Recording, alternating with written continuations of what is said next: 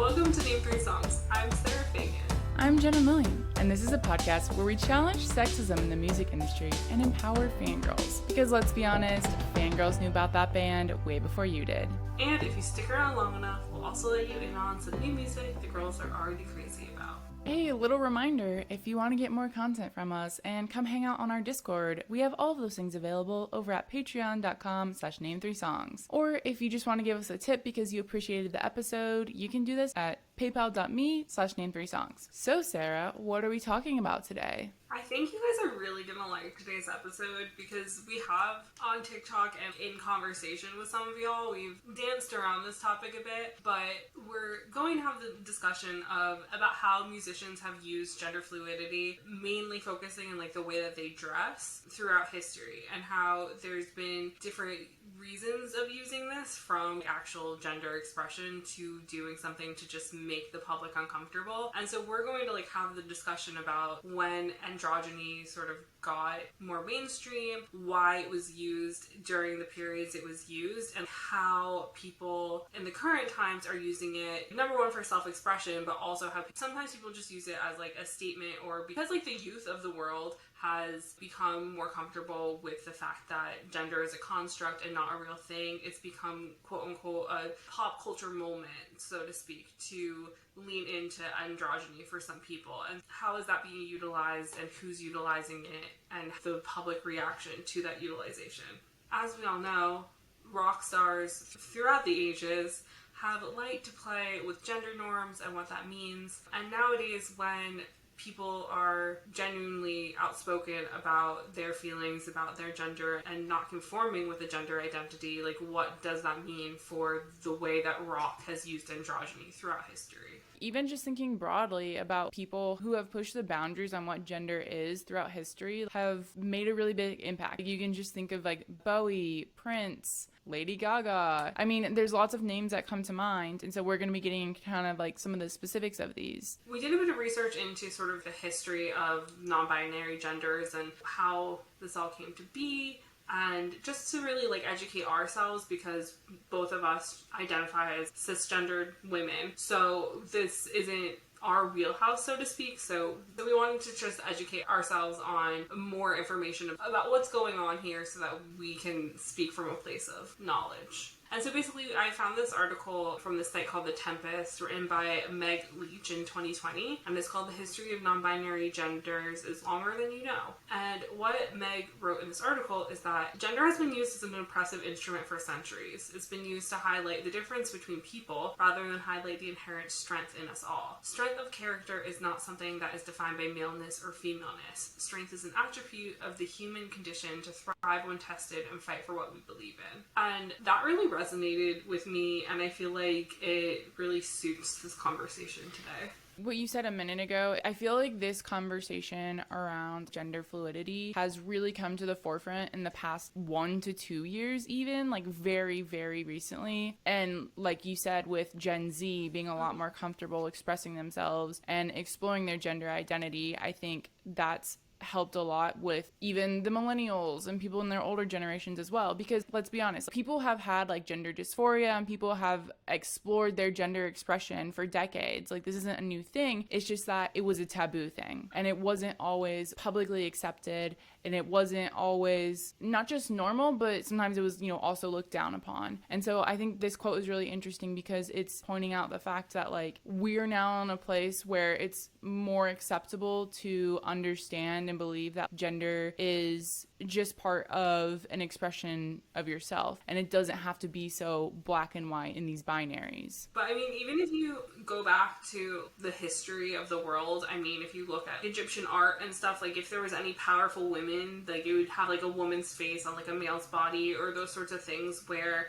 it seems that throughout history the gender construct didn't really come to be until a later date. Probably white people just have being white people, you know how we are. But if you look back at like old Hollywood, you even would have Audrey Hepburn and these other actresses who didn't want to conform with like the feminine norms. And there's even stories of Audrey Hepburn on set being told like you have to wear a dress, and her just running around in like her undergarment like pants, being like, I will not put a dress on, you need to give me pants or I'm going to be walking around in these all day. So I feel like people have always been sort of frustrated with the box that you're put into, because it's like you're either male or female. And I mean, for such a long time, like women couldn't even wear pants, you know? And so I think that just as we've gone forward in time, people are recognizing more that you don't have to fit within a binary, even if you do identify as male or female. Like, there's still so much room for growth. I completely agree. That's a really good point. And so, as always, we love to bring some psychology into the mix. And there's a really great article by Sean F. McGowan in 2018 called Pop Music's Legendary Androgyny Continues to Guide Us, where he breaks down some of the psychology for us. So, let's dive in. Donald McKinnon, a psychologist who dedicated his career to the study of creativity, analyzed architects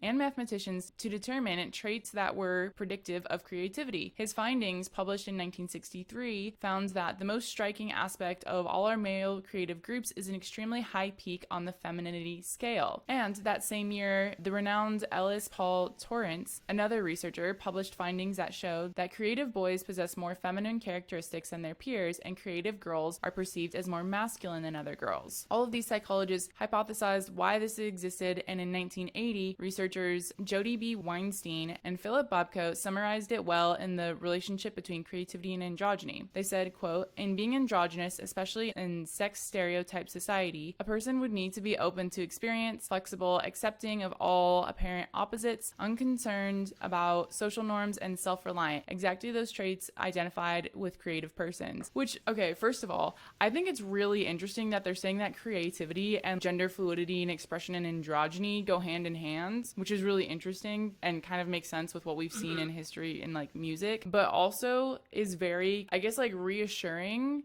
in a way, or like comforting to know that this is, again, psychology. This is a normal thing.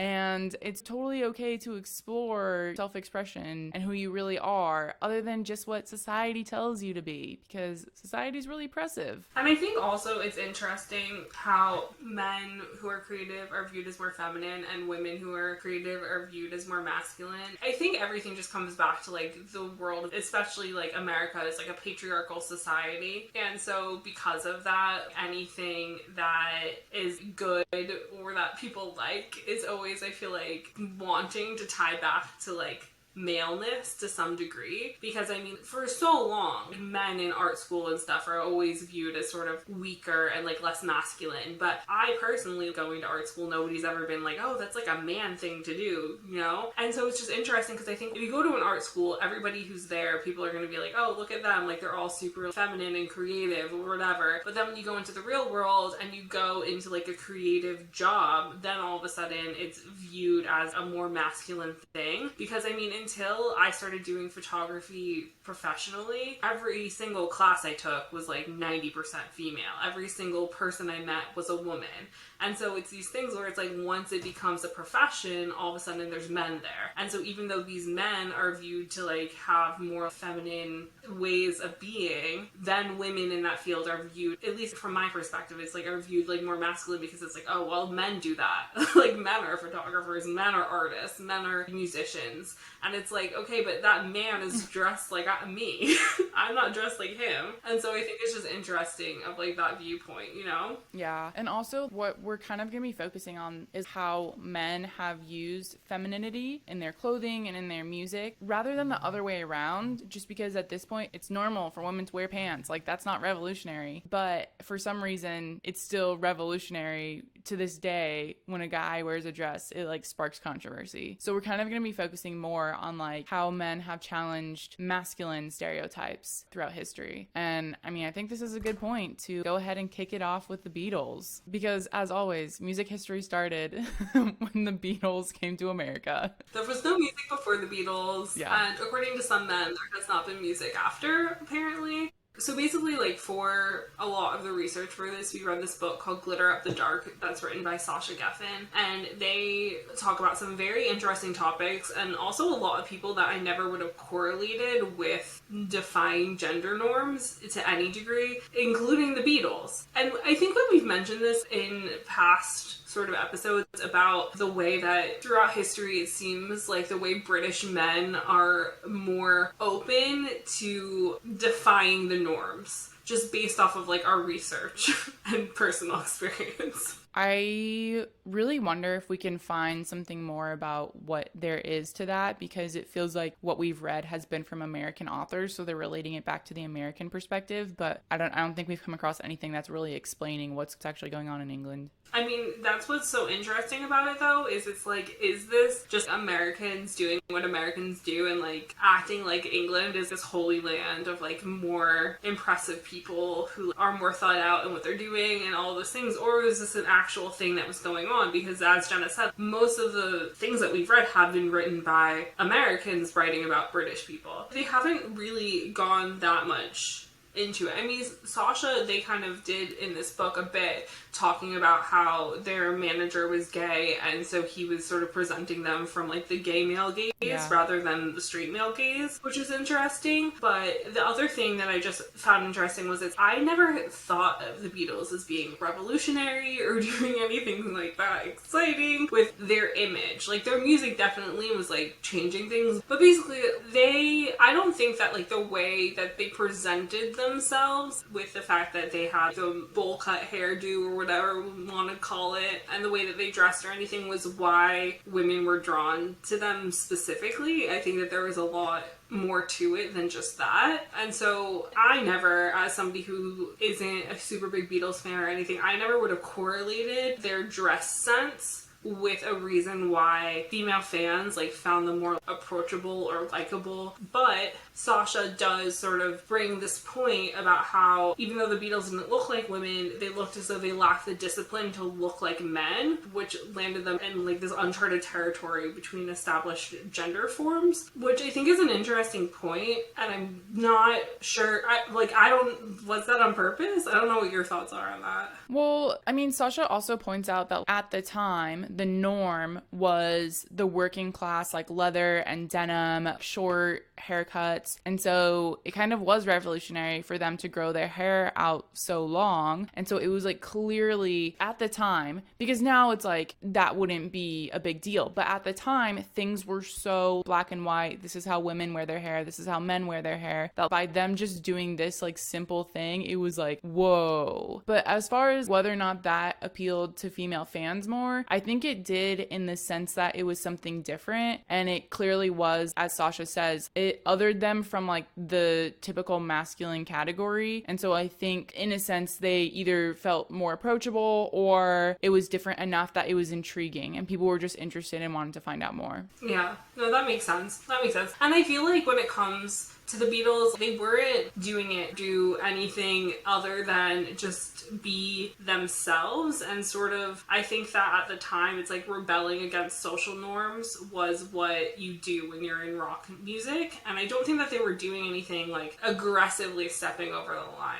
And I mean, the other really interesting point that Sasha made in this book was that they said that the Beatles' long hair posed a threat to traditional American masculinity. In the mid-1960s America, gender norms were so deeply inscribed that even a few extra inches of hair appeared not just as social ops, but as a biological anomaly. The shirt collar represented the barrier between normative and deviant masculinities. By letting their hair cross it, the Beatles broke a long-held agreement of what it meant to look like a man. And I feel like it's just so interesting because I never would have thought that hair would be so polarizing, but when they put it like that, it makes a lot of sense as to why this would have been challenging like gender norms, and also doing something safe, but also that's a statement in sort of playing with that idea of what a man's supposed to look like. And I'm wondering, did Sasha mention in this book that it was Epstein? Because I know that their manager Epstein like had a hand in kind of styling them and how he presented them, but I don't know whose responsibility it was for the decision about the hair. I don't think that they mentioned it. So, TBD on who we really have to thank for all of this.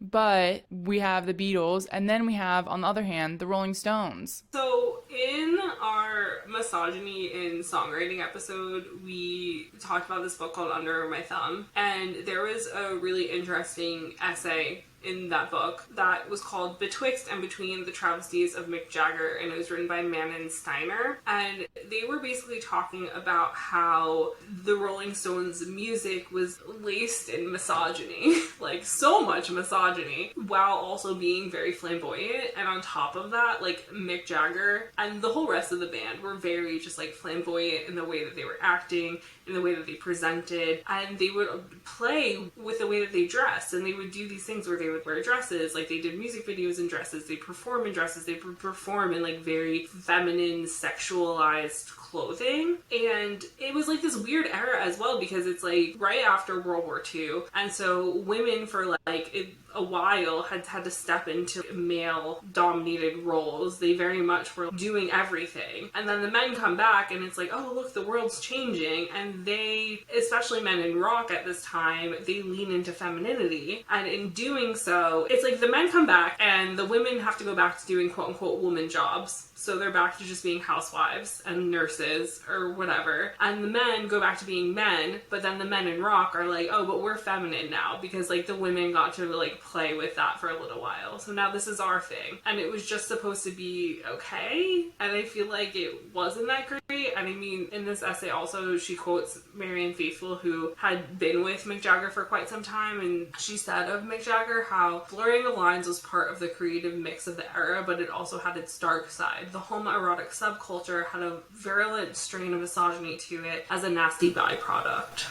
And also, it was said in this essay about how they were using the fantasy of eroticism to sort of challenge the traditional sense of like masculine and feminine like dualism. So it just became like a very sexual thing for everybody. So it was like the young women wanted to sleep with him, but also at the same time it's like, why? And then men were also seemingly starting to be a bit like confused by Mick Jagger because he's up there gyrating in a dress. And so I think that with everything happening also around then, with like that being a new wave of feminism and the sexual heyday and all of these things that we've talked about in the past, of like everything lining up to make that sort of decade very horny, I think that what the Rolling Stones were doing was utilizing the idea of like a sexualized female to make themselves more of sexual beings. And while it was like expression, at the same time they very clearly, from the reporting about things and the way other people that were around at that time have spoken about, specifically Mick Jagger, it was very much like used to make people uncomfortable. So it wasn't 100% him being like, this is me, this is real. It was him being like, how do I stir the pot and do something that's gonna make people leave and be like, what was that? Yeah, you brought up some really good points, and I think one of them also is what you mentioned about this being a very sexually charged thing of people using fashion to explore their gender expression. But I think what you're kind of saying is that he did it in a way that was still sexualizing women, and because of that it kind of had its negative like repercussions for women. Like women still weren't as liberated at this time because of the way that they were still being represented by men wearing dresses. Yeah, no, 100%. And I think the thing is that, like, wanting to be androgynous and, like, not wanting to conform to a gender is not a sexual act. It's just trying to make yourself feel as comfortable in the body you were given, whether or not that fits with, like, what your soul feels that you should look like or act like or what have you. And so I feel like the way that Mick Jagger was making, and not even androgyny, but just making dressing a certain way into, like, a sexual act rather than, like, an act of trying to be the truest him he could be. I think that that's where you get this like line towing of like, what is gender fluidity, what does it mean, and like, is this something that is an act of rebellion, or is this something that's an act of trying to be the truest you as possible? Yeah, no, that's a really good point, because later in the book Sasha goes to point out, when they're talking about Prince, they point out that by the 80s the Rolling Stones had already been folded into the catalog of quote acceptable masculinities. They were no longer the androgynous provocateurs playing the blues in long hair and flamboyant clothing. So I mean, to your point, they kind of ditched that style by the 80s. They were falling into the more masculine category, and Prince was opening for them on tour, and Prince is like very feminine, very wearing crop tops, wearing, I think they said he was wearing a thong or like underwear on stage with like a long coat. He was wearing a black bikini bottom and a studded trench coat, which is the same getup that he sports in the cover of his 1980 album Dirty Mind. So he Honestly, was dressed iconic. fabulously. Yeah. So in contrast, Prince is very much like this. I don't even want to use the word duality of genders because he explores more than that. He really like pushed things and becoming androgynous, like this other being. But point being is that when Prince came out on stage dressed like this to open for the Rolling Stones, he was met with homophobic slurs, people throwing things at him. Perhaps these fans forgot that Mick Jagger had previously worn dresses on stage some years back. I mean, Prince literally got booed off the stage at that show, which is insane because Prince is so important to music and so important to the idea of what gender expression is and can be. And the fact that the Rolling Stones, who sort of used what Prince was using as a way of expressing his truest form, and the Rolling Stones had used it as just a way to like try and be sexy. It's just frustrating that their fans are like, this isn't cool, this isn't okay, when 10 years ago they were probably like, do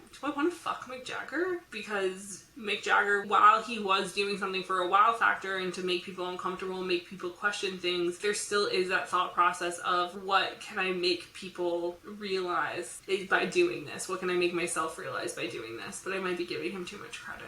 Well, the other thing is like, so with the Beatles, their primary demographic when they started out was women, and then it shifted over time and suddenly became a band for men, and they became the same thing. They were within the acceptable masculinity category. And so this is what's happening with like the Rolling Stones too. And I feel like we're kind of guessing that like Mick Jagger was doing this as a way to be edgy and not necessarily trying to find his authentic self, but we can't say that for certain because gender fluidity, gender expression, sexuality, all of these things are a very personal journey. So I think like the point is, as we mentioned previously, the way he went about it was very much still in a way that sexualized women. So it wasn't necessarily a positive thing. However, it did push the conversation forward in letting men push the boundaries of how they dress. So, you know, my favorite term, the double-edged sword of it all, you know, is that he was doing this in a way that made women feel and be more sexualized, but also at the same time, it like sort of cracked the door open for people who might actually be using it for themselves rather than for anybody else to start to be able to do that. Because like Jenna said, it's like we don't know, but based off of like what the people around him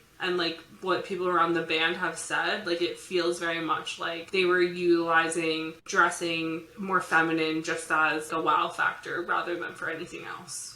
And just mentioning the wow factor thing, that was a really big deal with Alice Cooper in like the late 60s and 70s, of Alice Cooper really like pushing the envelope there. And he even went on to say like people don't accept that they're both male and female, and people are afraid to break out of their sex thing because that's a big insecurity that's doing that. Consequently, people will make fun of us. And the critics did say that his transvestite inclinations were developed in a response to growing frustration with the inability to get jobs or other meaningful employment. So these acts did not come without criticism, you know? The critics at the time are basically saying like, it's because he couldn't be a real man and that's why he's turned to this, which is absolutely ridiculous. That's just like, it's so funny because for how many people respect and revere David Bowie, they also go on to like shit on Prince or Alice Cooper or these other people who are just as important to music, but like aren't doing the same things, aren't as awe-inspiring as Bowie and like all of his choices that he's made and like his personas and what have you. And I feel like because of that, obviously Bowie was also questioned, but I feel like Bowie was so revered that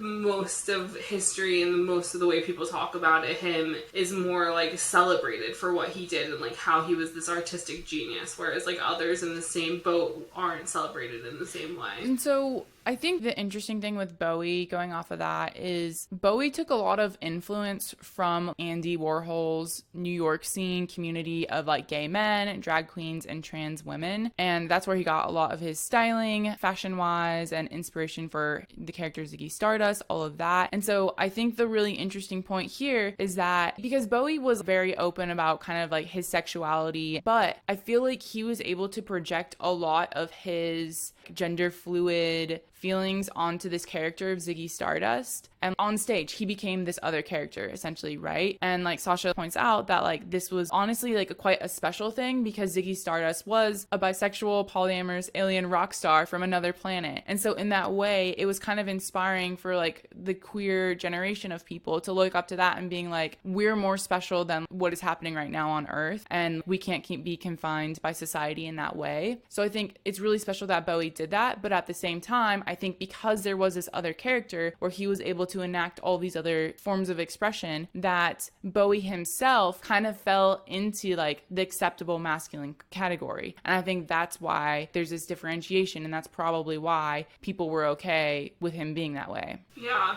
No, that makes sense. It's just interesting. And it's kind of upsetting that, like, you need to create this wild, out there character of, like, essentially playing an alien in your real life in order for people to accept the fact that you want to push the gender norms. And I don't know, it's just that thing where it's like, I want to say that people are more accepting nowadays, but still, even when people do things, there is a good chunk of the world that's like, why are you doing this? And I wonder if all of these artists are like, well, I'm actually playing an alien, if then people will be like, oh, well, then you wear your dress. You're fine. I don't know. It's just weird what people are willing to put aside because they're like, oh, it's a character, it's not real. When, like, this is a real human. Like, he's not in a movie. Yeah, definitely. And I mean, going back to the way that Bowie was very intertwined with like the queer community, Sasha points out that there was this other trans front woman of a proto-punk band called Electric Chairs named Jane County. And Jane and Bowie were close at the time. And so Sasha goes to point out that the fact that Bowie became a star and not Jane County speaks to the rigid maze gendered transgressive pop stars had to navigate in the 1970s. If Bowie had actually been trans, his face likely wouldn't be plastered across every form of pop culture debris from bumper sticker to emoji. His cis masculinity gave many listeners a sense of plausible deniability. So it's going back to that point of it's like, oh, it's all just an act. He's really like a masculine male. It's okay. It's just so frustrating that because Bowie was a cis white man, that they were just like, this is okay, this is fine, we're cool with you doing these things to some degree. And it's just interesting because, I mean, Prince was with women too, and they still were just like, this is a gay, gross man. How dare he? And it's like, okay, what? So I just feel like there's a lot to unpack there. And I think that, like, another really good example of just somebody who people were like, he's wearing dresses, but he's mine, is, like, with Kurt Cobain. Because, I mean, Kurt Cobain is the king of grunge, essentially. And grunge is a very masculine music. Grunge is very much a place where, as a woman, you probably don't feel like you belong. Like, as a fan, like, when you show up to a show, it's like these men are there judging you and being rude or whatever. And then you have Kurt Cobain showing up, bringing grunge into the mainstream, so to speak, and he's wearing a dress whenever he possibly can. And he's just a very feminine human, and he leaned into it. And it was interesting because before reading Sasha's book, I knew that Kurt Cobain is like the closest thing you're gonna get to an actual male feminist, because like he's been super outspoken and very just like in touch with feminism and his feminine side and all of these things. But Sasha gave a lot of information about why Kurt Cobain was like this. And so they were saying in this book that as a kid, Cobain identified more strongly with girls and gay boys than with the jocks who tortured him for his femininity. He told Advocate, which is, I think, a magazine, that he had a, quote, gay spirit that wasn't quite straight, and that if he hadn't ended up being with Courtney Love, he probably would have carried on with a bisexual lifestyle, which I think is really interesting. And then later on, in 1992, for a Rolling Stone cover story, Kurt Cobain also said that, quote, I definitely feel closer to the feminine side of the human being than I do the male, or at least the American idea of what a male is supposed to be. And so I feel like it's really interesting because I never thought that Kurt Cobain was wearing a dress to like stick it to anybody. I just thought that he was trying to be like, you can be feminine and be grunge, and you can be this, you can be that, but like he genuinely was expressing his own gender identity. And I feel like this opens up this whole other picture of what Kurt Cobain was as a human that I never really knew before, and I feel like it makes a lot of what he was doing a lot more powerful. To be honest, I didn't really have a lot of knowledge about Nirvana previously, and so my just assumptions of them, I didn't even know he wore dresses on magazine covers. This is the level of like not on my radar this was. And so I was like so surprised to find this out, and also the fact that he wrote one of their albums, In Utero, is all about like this obsession he has with pregnancy and like birth and all this stuff, and like the way Sasha writes about it is really cool. I just had no idea. And Sasha also goes on to write that their music was heavy enough to attract metalheads, but Cobain made sure to poke at fans' machismo by bringing his femininity onto a TV show specifically marketed towards straight dudes. The dress was a playful provocation aimed straight at the sore spots of the boys who tried to throw homophobic slurs in his face. So I'm just like puzzled again with this of like, how was Nirvana as big as they were with Kurt Cobain, like this actually being the real him, where like he in Rolling Stone said he identifies more with his feminine side than his male side. And I'm wondering if once again it goes back to the fact that Nirvana was such a sonically important band that was enough for people to overlook Kurt actually being who he was. I think definitely that was part of it. I think also it's the same thing with Bowie, where it's like, well, at the end of the day, he's married to a woman and they're having a baby and he's a man. Yeah. So I think it's a bit of both of it's like the importance and like the relatability of what Nirvana was putting out there, and also the fact that it's like when you look at the picture of his life, he very much looks like a straight white man, no matter what he's saying in interviews or how he's feeling, or how there is like this discussion of like,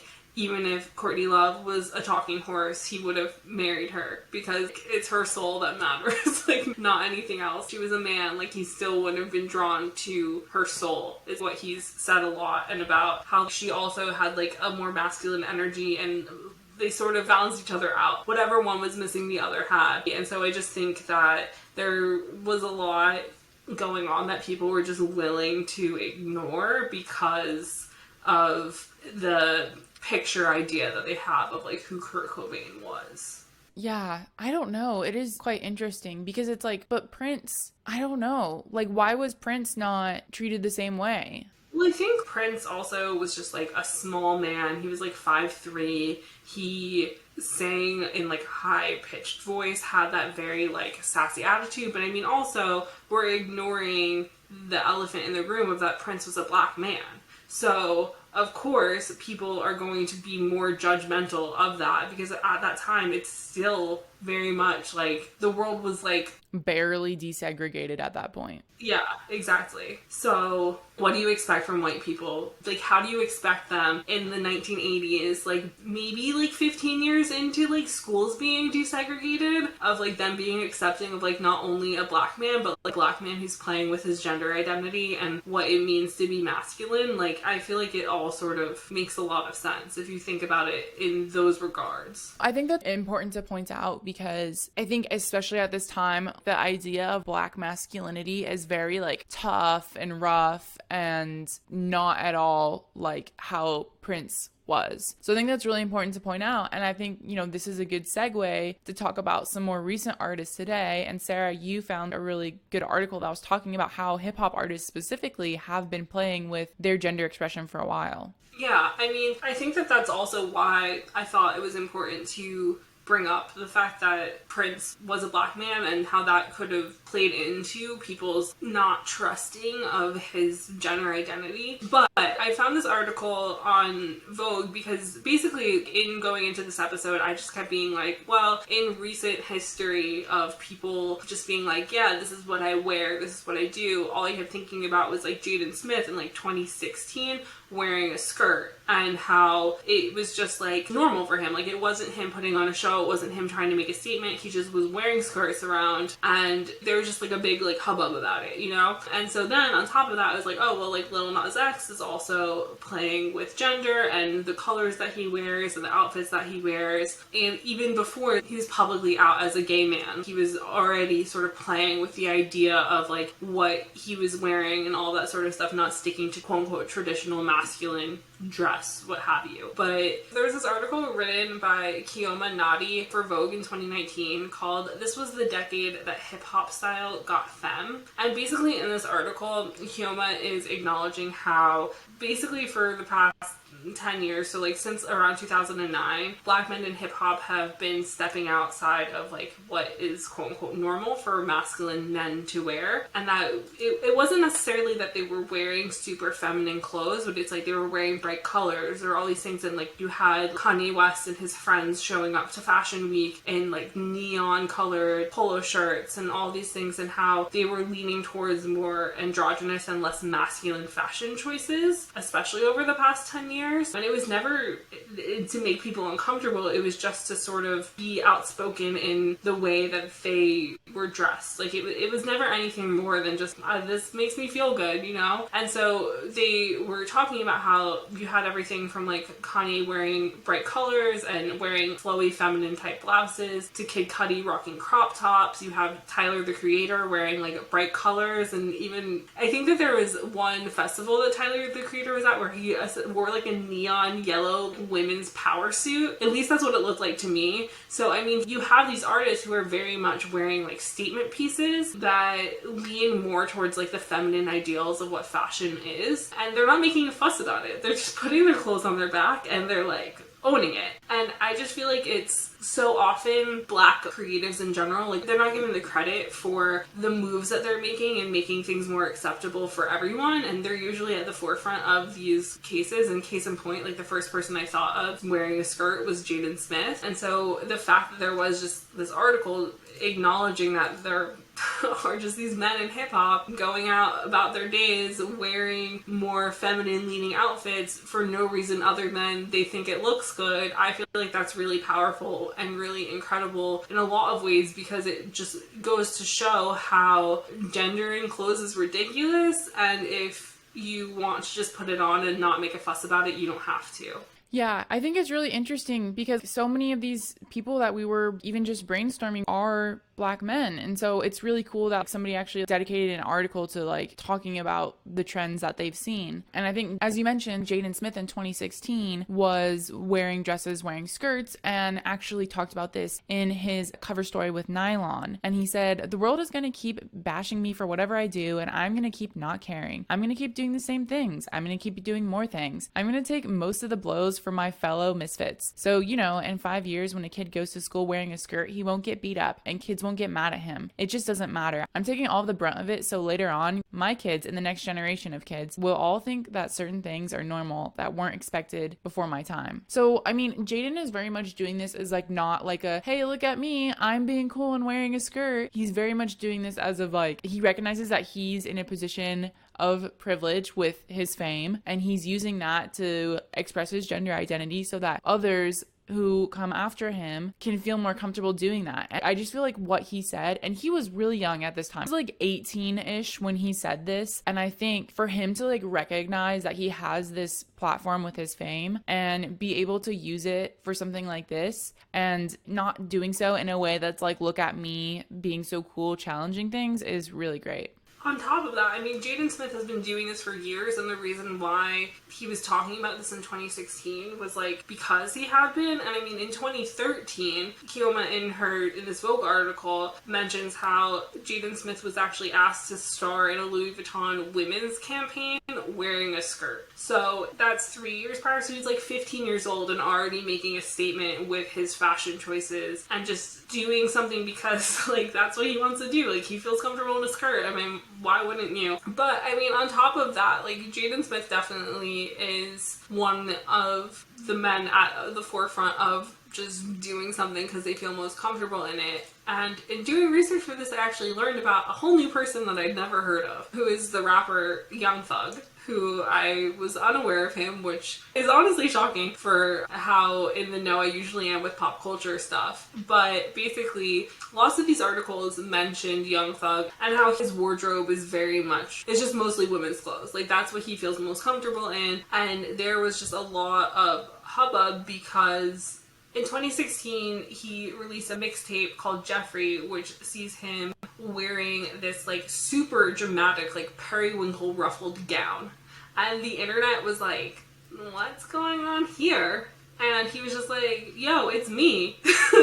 This is who I am. You either like it or you don't. And I just think that that's really powerful, that most of his image has just been him wearing female clothes because that's how he feels the most comfortable in himself. And that he even just like in releasing stuff into the world was like, I'm going to be the real me. I'm not going to hide it just to make people more comfortable.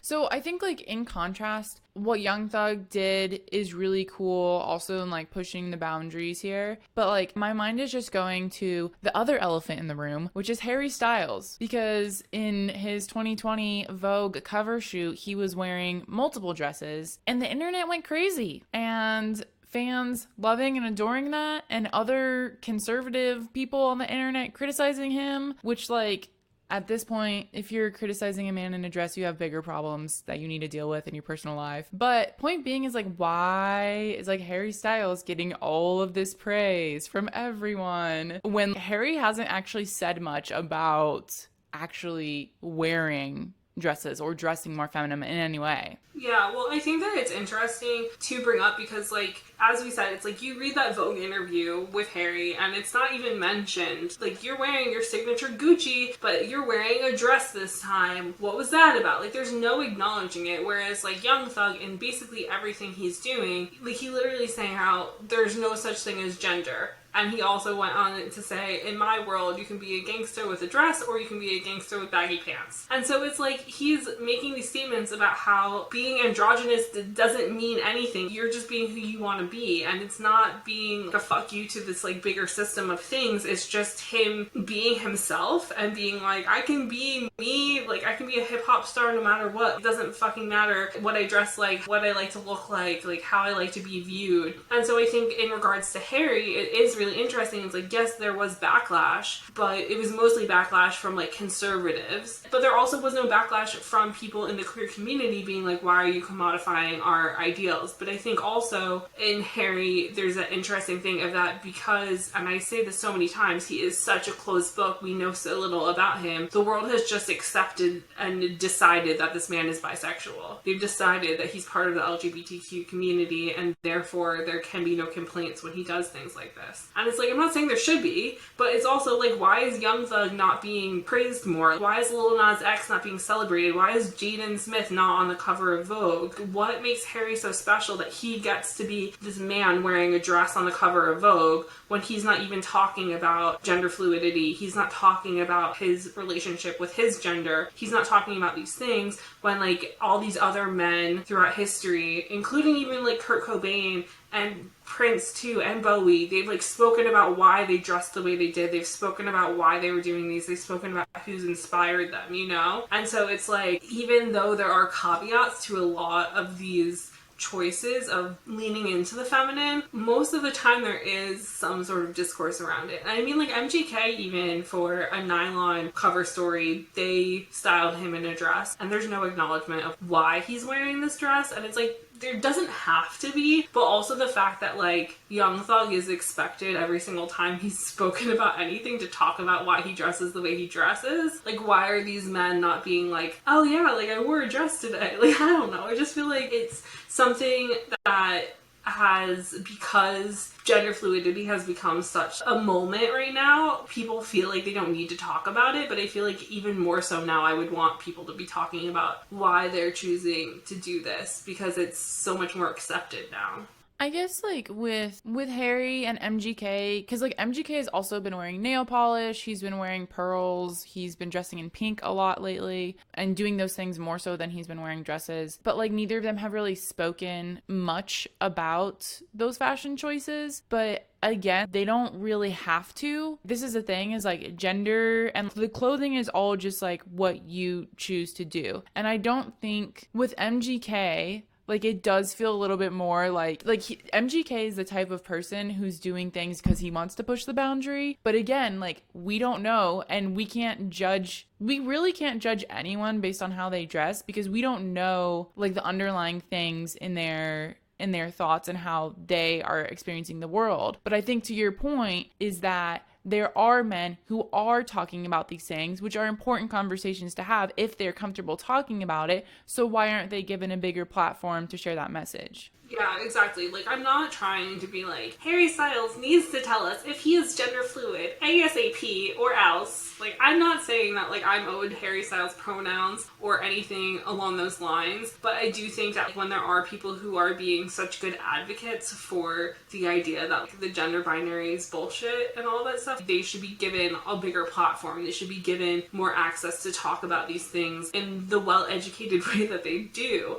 and the thoughtful way that they do, but also, I mean, like, on top of this, MGK was speaking to Spotify, and he basically was saying how the state of rock and roll depends on rock stars. I gotta see some fuck you. I want some attitude, dude. Apparently, he went on a vitriolic rampage about how some people in rock bands wear comfortable shoes. It's a largely expletive-filled rant, including put on some Doc Martens, you fuck, and then went on to say how the shoes are a metaphor. So, I mean, MGK's views, I think, on fashion are questionable, to say the least. But also, as you were saying, it's like, yeah, clearly, I mean, this man is saying he wants you to wear Doc Martens or some Chucks to look like a rock star. I don't know if he's wearing the colors and the nail polish and the jewelry for any reason other than to push the boundaries. But I don't want to, like, push my own frustrated thoughts onto this man.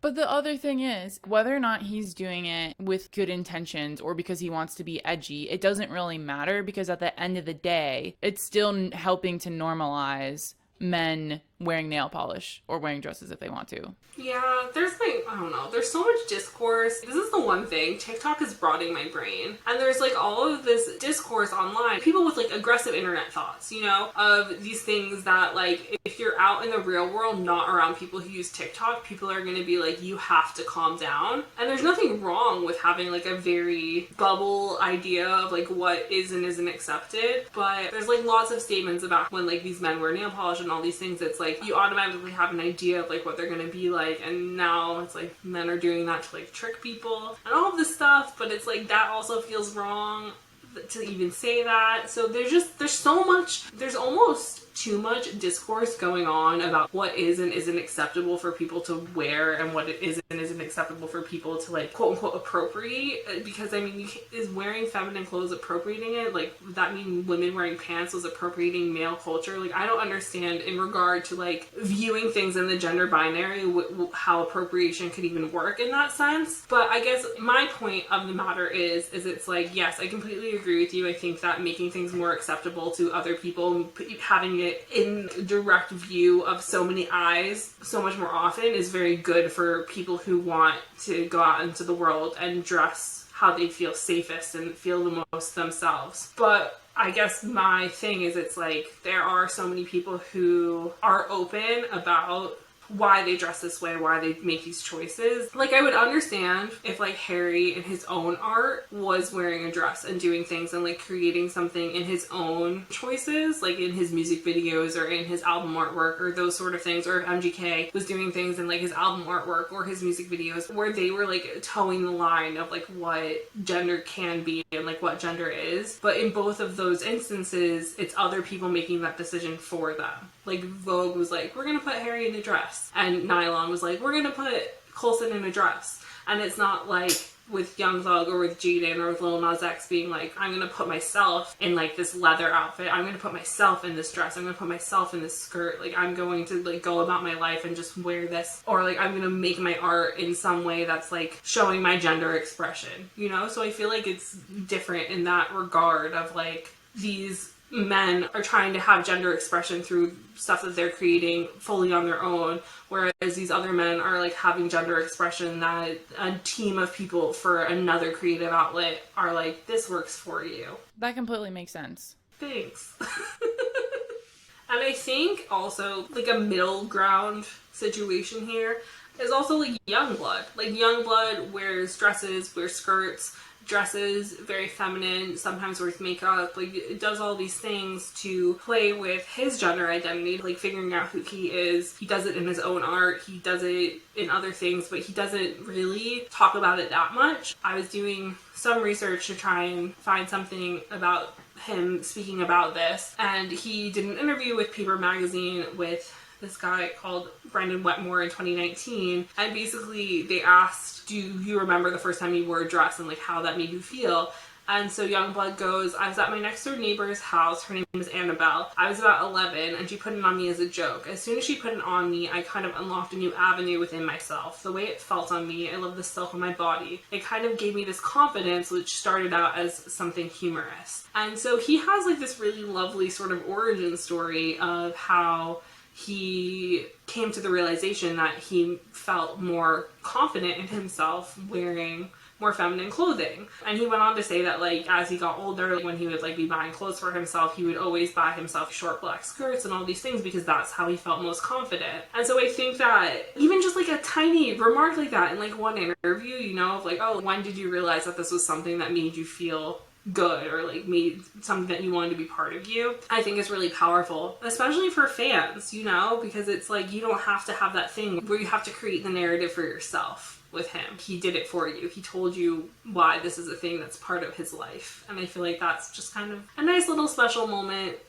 sort of the bare minimum, but he's doing something. But also, like, I don't follow Youngblood, so I'm not sure if like he's spoken about this more, but just from my research, this was the one main moment where he's like spoken about this. I agree with you. It is nice when they do speak about it, but going back to our past 2 episodes talking about cancel culture, expectations of celebrities, and also bisexuality, it's nice when they share that with us, but it's never required and we should never expect it of them. I think that when someone else is putting you in the clothes, I think that that's the only time that you should say something. So another example of somebody who's done well to speak about their origin story and how they dressed is Billy Porter, who is an actor, but was also in Kinky Boots and the show Pose, and has been wearing a lot of dresses and capes and skirts and all kinds of really cool outfits on red carpets. And he talked to Vogue about how this all came about and said that he drew inspiration from his mother and his grandmother. And he says, quote, "When you're black and you're gay, one's masculinity is in question. I dealt with a lot of homophobia in relation to my clothing choices. Even when I had my first working contract at A&M Records, I was silent for a long time and I was trying to fit into what other people felt like I should look like. When I landed a role in Kinky Boots, the experience really grounded me in a way that was so unexpected. Putting on those heels made me feel the most masculine I've ever felt in my life, and it was empowering to let that part of myself free." And he goes on to say, "My goal is to be a walking piece of political art every time I show up to a red carpet, to challenge expectations. What is masculinity? What does that mean? Women show up every day in pants, but the minute a man wears a dress, the C's part." And then he says, "The industry masquerades itself as inclusive, but actors are afraid to play because if they show up as something outside of the status quo, they might be received as feminine, and as a result, they won't get masculine jobs, that superhero job. That's the truth, and I've been confronted with that." So in that regard, relating to the world of acting, it is very different because I feel like in music, it's all your own personal expression. So they're not dealt with the same kind of criticisms and judgments of like, can we cast this person for a role? But I think it's really empowering what Billy Porter said. I think it's really special that he was able to have that moment where he recognized how amazing he felt in wearing heels and expressing himself. And he was able to embrace that and not be afraid to show that to the world. I think it's just interesting that like a really common theme throughout this whole episode is that these men have stated that they felt the most masculine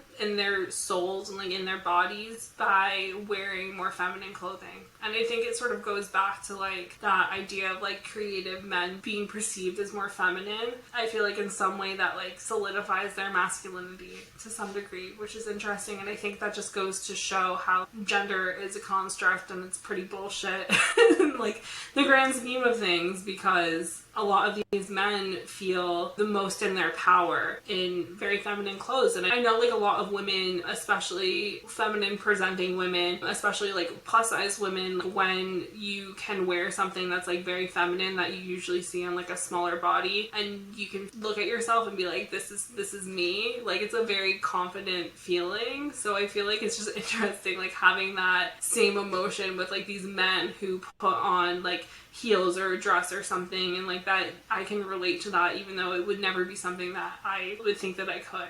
And so now I'm just going to read something Sasha had to say at the very end of their book in their final chapter because I thought it was really powerful. So Sasha writes, "There's magic in making yourself, and so often that magic leaks out in the form of music. It disarms you, renders you soft and spontaneous, ready to face the unknown. It binds you to other people, letting you share in the sublingual joy. Music dissolves the artificial boundaries we build between each other. In losing yourself, you can become yourself. One of music's many odd paradoxes that has made it such a fertile home for expressions of gender weirdness. Whether or not you're trans, I hope there's something in the book and the music it points to that helps you feel a little less alone, a little more connected, a little more whoever you know yourself to be." And I think that's just a really beautiful ending way to kind of cap things off, because you're here because you love music, right? And gender expression, music, and fashion, all of these things go hand in hand. And I just think it's really special to point out that music is a safe place to explore these things and express these things. And I hope that you all feel that way as well. I agree. I think that that's a really beautiful point, and Jonah, you summed it up really nicely. It's like all of these things are here for people to feel like they can express themselves in one way or another, whether that's through creating music, listening to music, how they dress, how they act, all these things. And so much goes into play of the way we're perceived and the way that people react to these things. And I feel like that's why we've felt like it's important to touch upon these sort of topics, especially in instances where the idea of being feminine is used by people to express who they truly feel like they need to be and who they really are, especially when people born in female bodies have been also shamed for just being feminine for so long. Like nobody can win when it comes to being on that side, which is just frustrating. But also I feel like a lot of who we spoke about today and what we touched on really proves that we are paving the way forward for people to just be who they want to be and not have to feel afraid of doing that. Yeah, no, I think that was a beautiful conclusion to this episode, and I'm really glad that we were able to take a dive into this world of gender identity and expression and all of those lovely things. So you have any thoughts about what we talked today? If you'd like us to go down another path of the idea of gender fluidity, we're definitely open to widening our horizons on this discussion, because I know that there are so many different levels to it. You can give us feedback, you can reach out, we can have some convos on social media. You can find us at Name3Songs on Twitter, Instagram, TikTok. You can email us. Or if you'd like to speak with us personally, you can do that. I am at Sarah_Fagan, and Jenna is at Jenna_Million. So thanks for joining us this week on Name3Songs. Until next time, never let anyone make you feel bad about your favorite band. And remember, you're never too cool to listen to Young Thug. Don't forget to subscribe to be notified when each episode comes out, and leave us a 5-star review. They really help. If you want to find out more about any of the sources we referenced in this episode, you can visit Name3Songs.com.